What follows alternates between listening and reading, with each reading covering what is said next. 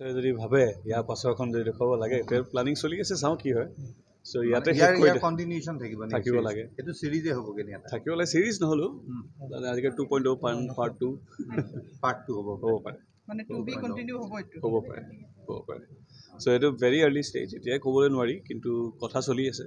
hopefully যদি ৰাইজে আকল লয় তোমাৰ এই প্ৰজেক্ট নেক্সট মানস বৰুৱা দেৱৰ এখন ছবি যিখন প্ৰাগ চেনেলে প্ৰডিউচ কৰিছে পথ উপপথ হেভি বেনাৰ হেভি বাজেটৰ চিনেমা আহি আছে সো তাতো গুঞ্জন মই আছোঁ সো সেইখন আহি আছে আৰু এই ডিচেম্বৰ নৱেম্বৰ দুখন চিনেমা আছে সেইটো বাজেট কিমান আছিল বাজেট এতিয়ালৈকে 2 খৰচ হৈ গ'ল চিনেমা শেষ হোৱা নাই আৰু ভগৱানে কৰক আৰু বেছি নাযাওক কিন্তু বহুত আহক সেইটোৱে লাগে যাতে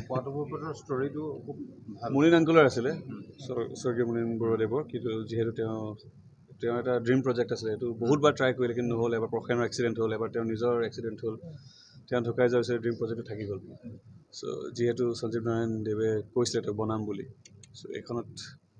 তেওঁ পুতেকে কৰিম বুলি ক'লে দায়িত্ব ল'লে যেতিয়া চ' সেই তোমাৰ পাৰ্টিকুলাৰলি এই কামটো কৰি কেনেকুৱা ধৰণৰ তোমাৰ এই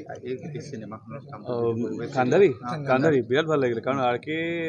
মোৰ আগৰ চিনাকি নাছিলে প্ৰথম লগ পাইছোঁ ইয়াতে আৰ কে লগত প্ৰথম চিনাকি মই যেতিয়া চিনাকি হৈছোঁ ইয়াতে জ্যোতিষিত্ৰ মানে আপোনাৰ কেণ্টিনত বহি যেতিয়া ষ্টৰিটো শুনালে ইণ্টাৰেষ্টিং কেৰেক্টাৰ ভাল লাগিলে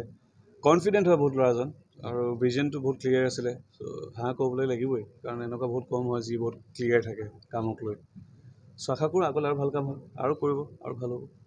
ঠিক আছে থেংক ইউ